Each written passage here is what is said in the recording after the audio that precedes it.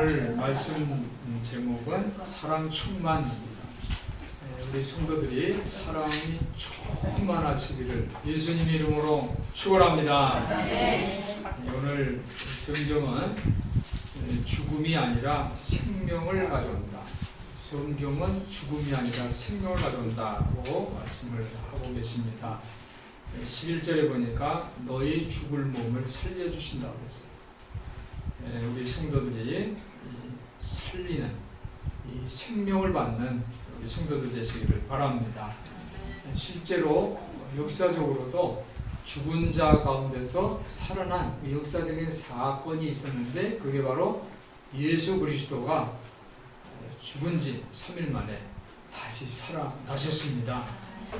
그것은 예수님께서 스스로 살아나신 것이 아니라 바로 죽은 예수를 살리신 이 그 영이, 하나님의 영이 그렇게 하셨습니다. 그래서 죽을 몸이 사는 조건이 있는데 그것은 바로 우리가 죽은 자 가운데서 이 살리신 영, 그 영이 우리 안에 거하시는 것입니다.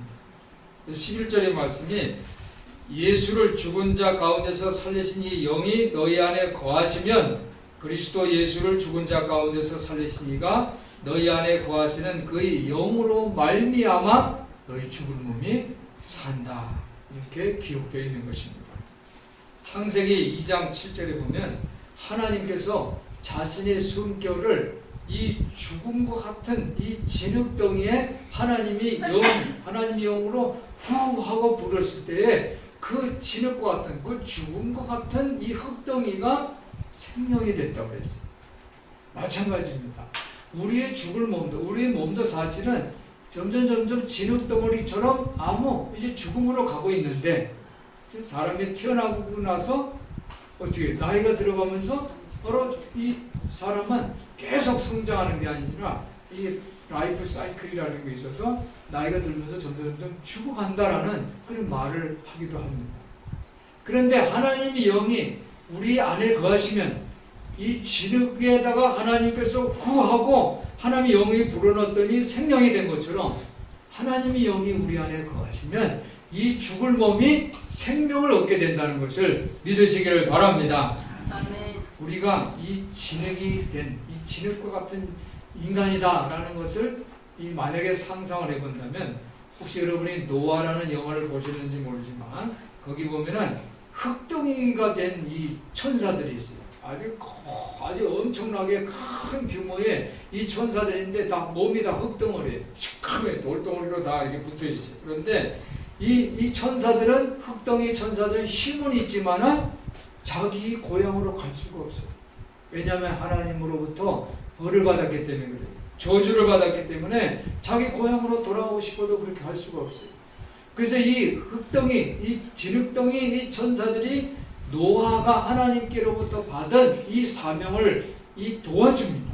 그래서 이 인류의 노아의 홍수가 내렸을 때에 노아가 모든 생물들을 다 방주에다 넣고 또 이 죄짓지 않는 이 노아의 가족들만 이 의인들만 방주에 넣을 때 많은 이 죄를 지은 죄덩어리 인간이 막 방주를 타려고 막 그래요. 그랬을 때 이 흙덩이 천사들이 그걸 막고 노아의 사명을 돕습니다. 그랬을 때에 이 천사들의 영이 불꽃이 되어서 하늘 모양으로 올라가는 그런 장면이 있습니다. 마찬가지입니다. 인간의 육체란 이 세상 속에 사는 이 실제 모습이에요. 이 세상에는 육체들이 많이 있어요. 인간들이 많이 있잖아요. 세상 속에 실제로 살고 있습니다. 그렇지만 인간에겐 진흙덩어리와 같은 죽음의 모습이 있다는 거예요. 요즘 병원이 얼마나 잘 됩니까? 아픈 사람이 너무 물론 인간이 이 생명이 연장돼서 그렇죠? 평균 연령수가 높아졌지만 그만큼 인간에게는 이 죽음의 모습이기 때문에 질병의 모습이기 때문에 그 병원들이 잘 되는 거예요. 그런데 이 성경 속의 무대가 되는 또 이스라엘 광야도 마찬가지입니다. 거기에는 이스라엘 광야에 보면 마치 이 보잘것없는 먼지와 같은 그러한 환경들입니다. 바람이 불면은 이 먼지들은 막 피부를 막 자극을 하고 또 눈을 못 뜨게 하고 그래요. 이스라엘의 민족의 역사를 봐도 마찬가지입니다. 이스라엘 민족의 역사를 살펴보면 이집트 노예 생활을 430년 동안 이집트의 노예 생활을 합니다. 또 바벨론에서 포로 생활을 70년 이상 해요. 그리고 또 로마 식민지가 돼서 로마의 식민 통치를 받는 그러한 먼지 같은 역사가 있는 민족이었어요. 그런데 그 먼지 같은 흙과 같은 민족이 메시아가 그 민족으로부터 메시아가 오십니다. 그래서 당시 초대교회 크리스찬들이 메시아를 영접을 하고 그들은 하나님의 백성, 하나님의 자녀가 되는 거예요. 할렐루야. 아멘. 우리가 실제로 이스라엘 이 땅을 이제 여행을 가게 되면요, 비행기에서 내리기 전에 하늘에서 보이는 이스라엘 땅의 모습은 녹색보다는 흑색이 더 많아요. 황토색이 더 많아요. 성지 순례를 다니다 보면 거기에는 다 흙이 있고 돌이 있고 먼지들이 있는 그 땅을 밟게 되는데 그 땅에 장엄함이 있다는 거예요. 왜 그 땅에 장엄함이 있냐면 그 이유는 바로 그 자리에 성경 속의 인물들이 흔적이 있기 때문에 그래요. 그 땅을 밟게 되면 거기에는 바람이 불고 먼지가 날리고 막 흙덩어리 돌덩어리들이 있지만은 바로 그 자리에서 예수님께서 말씀하셨다 한번 생각을 해보세요.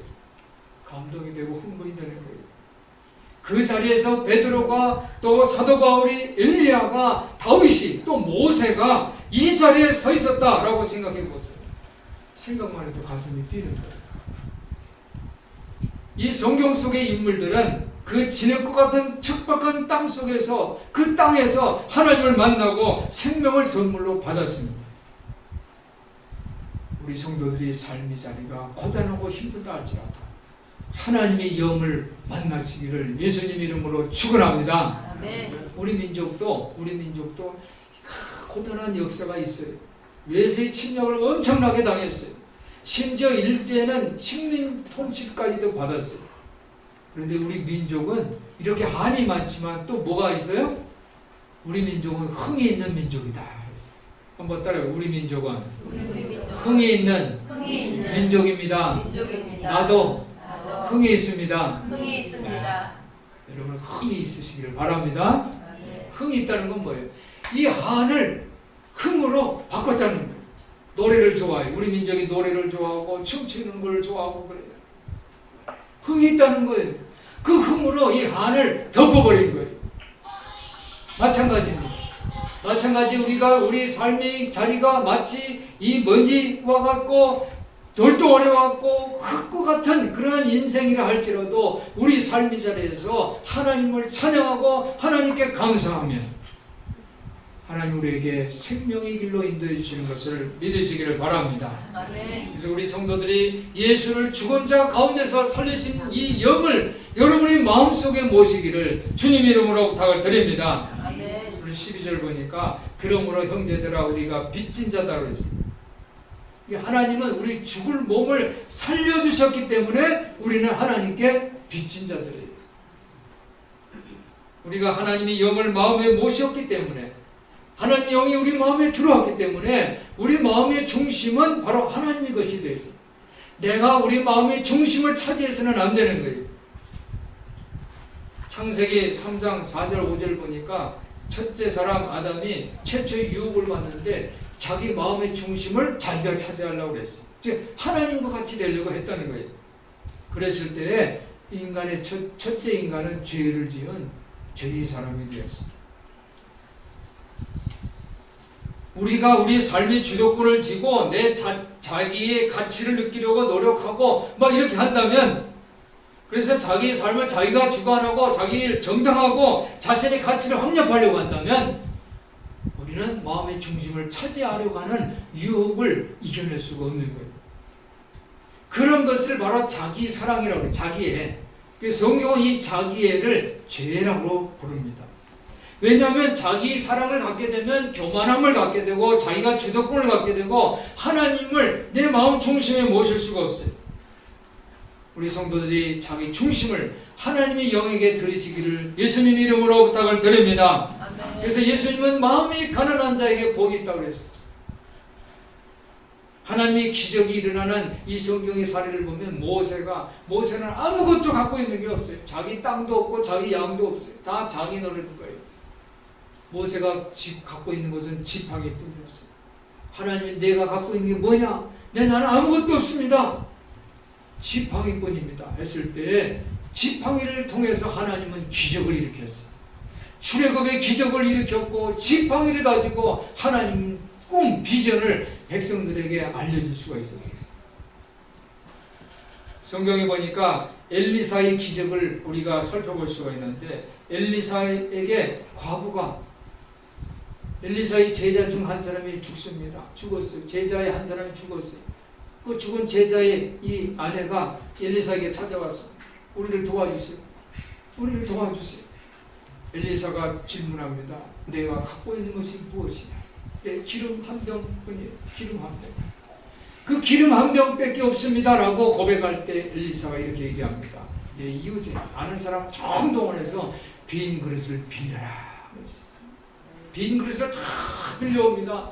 그 빈 그릇을 다 빌려왔을 때 이제 너는 방문을 닫고 이제 오직 말씀에만 순종하는 거예요. 다른 사람 의견 듣지 말고 방문을 닫고 그리고 그 기름병에서 있는 기름을 그 빈 그릇에 부어라 그랬어요.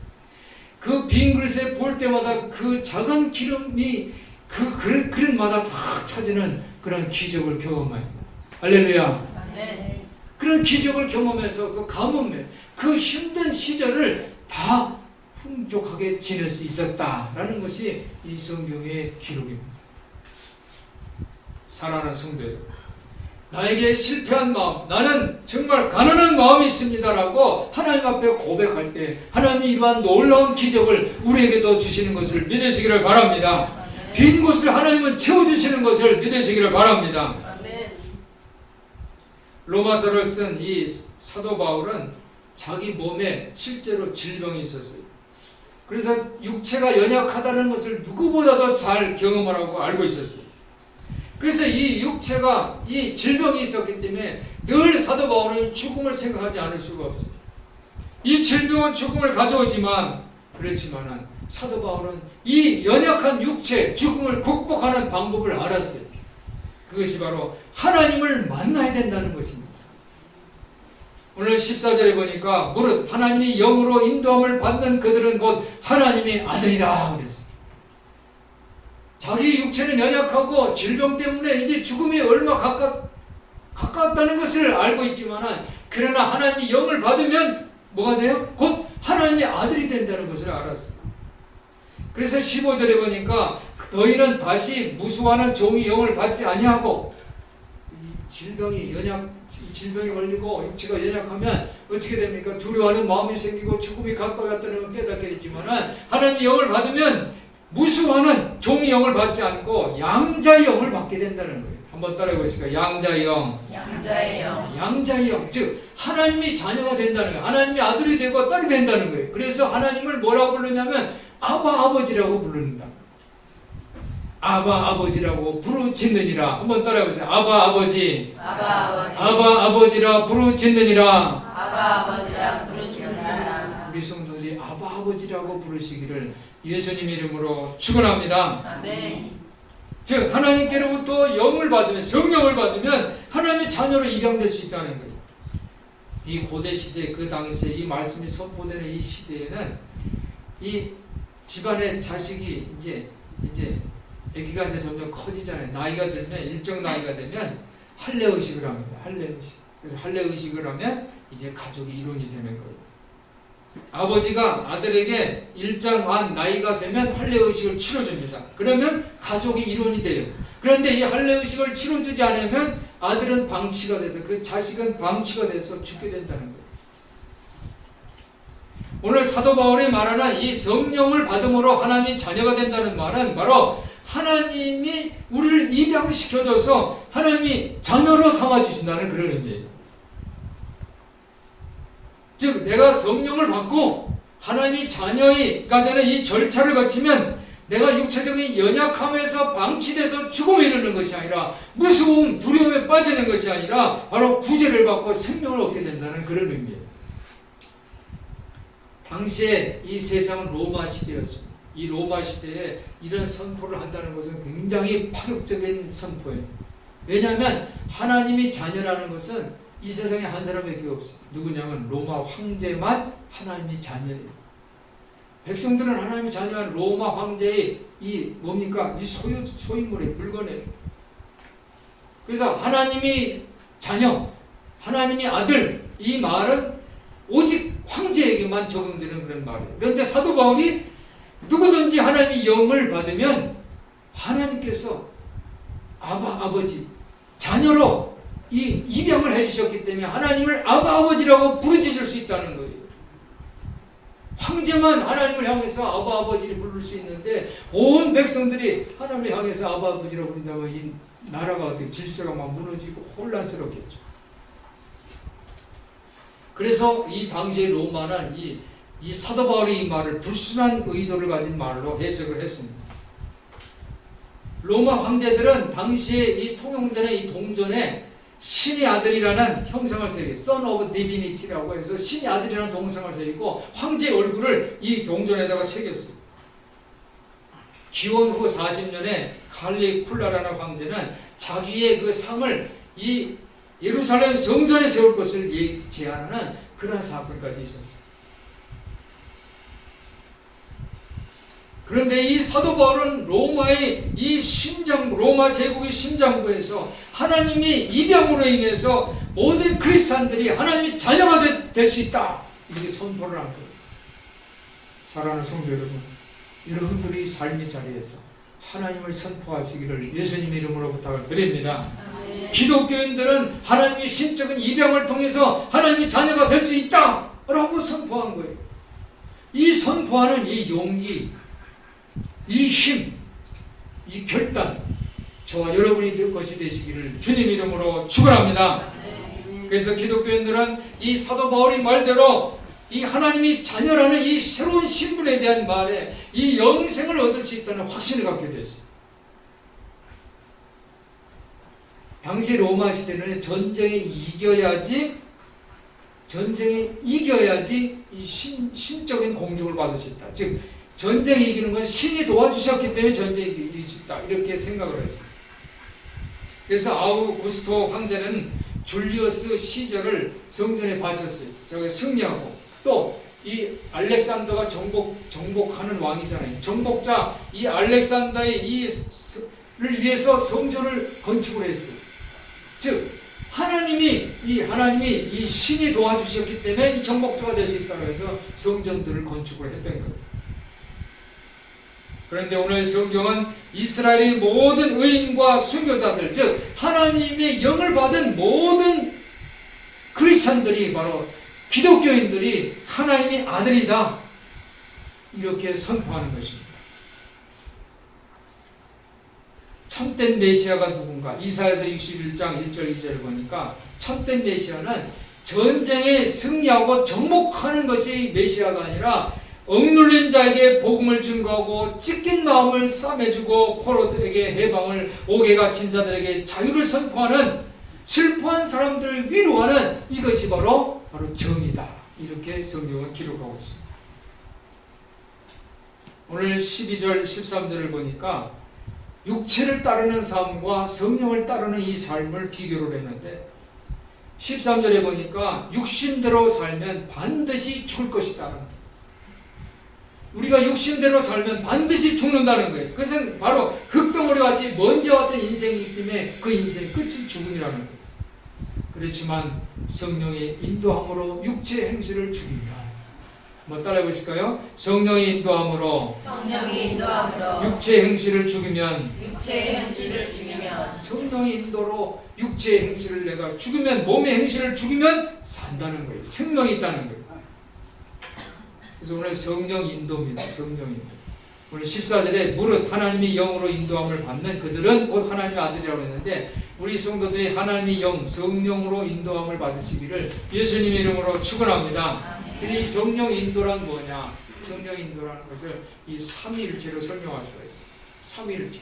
삼위일체라는 것은 이제 이 두 가지 이 도형을 생각할 수 있어요. 하나는 정삼각형, 하나는 원. 근데 정삼각형은 이건 뭐냐면 우리가 피라미드를 생각할 수가 있어. 정사각 꼭지점이 있어. 자기 자리가 있어. 또 세 변이 있어. 자기 변이 있어. 이 꼭지점은요 자기 자리가 있어요. 그리고 이것은 뭐냐면 자기 자리가 있기 때문에 인간의 인공 구조물이에요. 근데 원은 뭐죠? 원은 자기 자리가 없어. 원은 자기 자리가 없는 거예요. 그 자리가 그 자리예요. 그렇죠? 여러분들 교회에 오면 여러분 자기 자리들이 있어요. 근데 교회를 예를 들어서 이 의자를 계속 이제 우리는 다 또 다른 곳에 이제 놓았다가 다시 또 세팅하고 그러니까 자리가 계속 자기 자리가 없는 그 자리에 앉았더라도 그 자리가 그 자리가 아니에요. 원을 만약에 원형 그죠? 원형으로 의자를 놓으면 자기 자리가 없는 거예요. 상대방의 자리가 내 자리가 되고 내 자리가 상대방의 자리가 되는 거예요. 이 삼각형, 정삼각형은 인간의 구조물이에요. 사람이 만든 그런 인공 구조물이에요. 그래서 원은 태양을 원 생각할 수 있고 달을 생각할 수 있고 지구를 생각할 수 있고 그러니까 원은 자연 전체를 원이라고 생각할 수 있어요. 원은 하나의 전체입니다.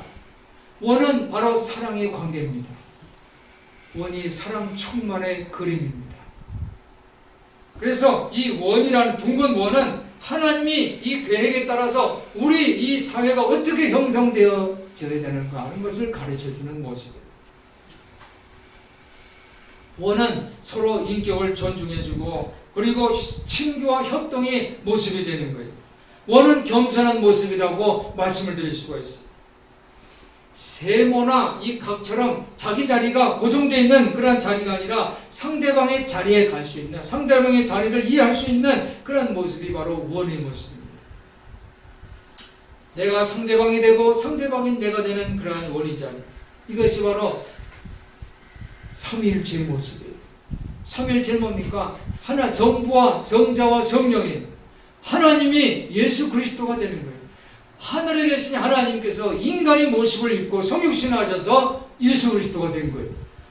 예수님께서 십자가에 달려 죽으시고 승천하시면서 예수님이 다시 우리에게 성령으로 보혜사 성령으로 우리를 보내주셨어요. 원의 자리에서 우리가 성령의 인도를 받을 수가 있어요. 육체의 악한 행실을 죽일 수 있는 자리가 바로 이 원의 자리인 것을 여러분 성도들이 기억하시기를 바랍니다.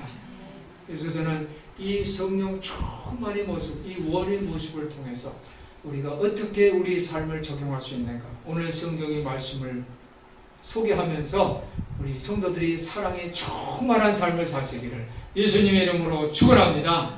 그래서 사랑 충만의 삶의 모습은 어떤 모습이냐? 아까도 말씀드렸지만 12절에 그러므로 형제들아 우리가 무슨 자예요? 빚진 자다. 그렇죠? 사랑 충만의 모습은 바로 빚진 자예요. 이 성경에 보면 그러므로 하면 이게 강조하는 말이라고 말씀드렸잖아요. 곧 오직 그러므로 이런 것은 강조하는 말이에요. 그러니까 사랑 충만의 자리가 제일 첫 번째 자리는 빚진 자의 마음이에요. 우리가 다 빚진 자라고 그랬어요. 우리가 죽을 수밖에 없는 연약한 우리 몸 때문에 죽을 수밖에 없는 존재이지만 하나님의 영이 우리 안에 들어오십니다. 우리 중심을 하나님께서 통치하심으로 우리가 생명을 얻게 된 이런 빚진 자인 것을 기억하는 우리 성도들 되시기를 예수님 이름으로 부탁을 드립니다. 두 번째로는 뭐냐면 영으로서 육체의 행위, 몸의 행실을 죽이는 거예요.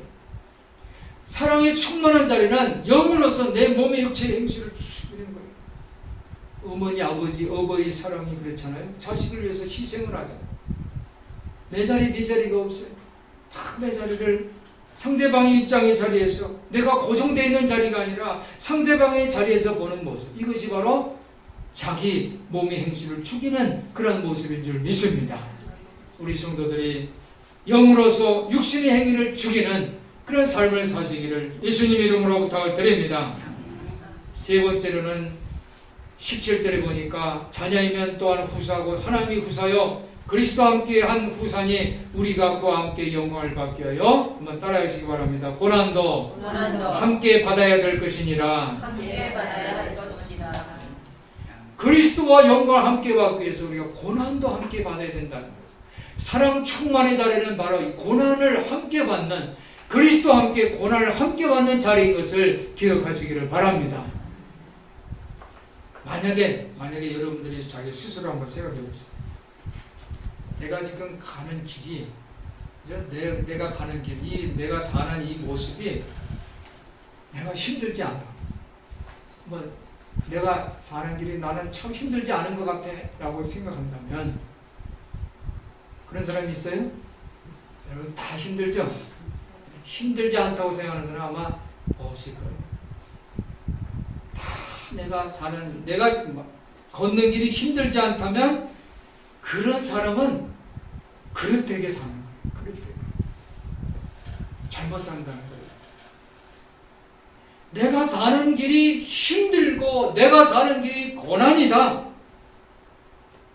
내가 사는 길이 누구나 가는 길이 아니다 라고 생각된다면 나는 진정한 삶을 살고 있다 라고 여러분들이 마음에 해석하시기를 바랍니다. 내가 스스로 선택한 길이어야 돼. 내가 이 길을 선택을 했는데 이 선택한 길이 힘들고 어렵고 그렇다면 그것은 참된 그리스도인이요, 그리고 그것은 진정한 삶을 사는 모습이라는 거예요. 고난은 축복이다라는 말은 바로 그런 의미입니다. 예수님은 스스로 선택하신 그 길을 갔어요. 옆에서 그렇게 하지 마세요라고 간언을 했지만은, 제자들이 간언을 했지만, 나는 십자가를 지고 내가 죽어야 할 것이다 그랬어요. 스스로 선택한 길. 그 길은 예수님이 생각하시기에도 고난의 길이었어요. 그래서 겟세마네 동산에서 예수님이 기도할 때 하나님 아버지, 이 잔을 내게서 지나가게 해주시면 안 됩니까? 그러나 내 뜻대로 마옵시고 아버지 하나님의 뜻대로 하옵소서. 그리고 스스로 선택을 했어요. 고난을 선택했어요. 그 길은 진정한 지도자의 길인 줄 믿습니다. 그 길은 정말로 진정한 삶이고 살아있는 생명의 길인 것을 믿습니다. 사랑하는 성도 여러분, 지금 여러분의 삶이 힘들고 어렵습니까? 여러분의 삶이 나는 힘들지 않아? 그런 삶입니까? 여러분이 스스로 선택한 그 길이 고난의 길이 되시기를 예수님의 이름으로 축원합니다. 그렇게 했을 때 하나님은 여러분을 양자로 삼으시고 이는 내 기뻐하는 아들이다, 이는 내 사랑하는 아들이다 라고 말씀해 주시는 것을 믿으시기를 바랍니다. 우리 성도들이 성령으로 육신의 행위, 몸의 행실을 죽이시기를 바랍니다. 오늘 저는 사랑 충만의 삶을 우리 성도들이 결단하시기를 예수님의 이름으로 부탁을 드립니다. 그래서 여러분들이 하나님 앞에 빚진 자의 마음으로, 그래서 성령의 힘을 빌어서 여러분의 몸의 육체 행위를 죽이고, 그리고 하나님과 함께 영광을 받기 위해서 여러분의 고난도 함께 받을 줄 아는 그런 성도들이 되어서 6월달 승리의 달에 지금 두 번째 주일 사랑 충만의 주인공들 되시기를 예수님의 이름으로 축원합니다. 축원합니다. 기도하겠습니다. 하나님 아버지 감사합니다. 우리 성도들이 빚진 자의 마음, 그리고 성령으로 몸의 행실을 죽이고 하나님과 함께 영광을 받게 하여 고난도 함께 받을 줄 아는 성도들이 되게 하여 주시옵소서. 우리 주 예수 그리스도 이름으로 기도하옵나이다. 아멘.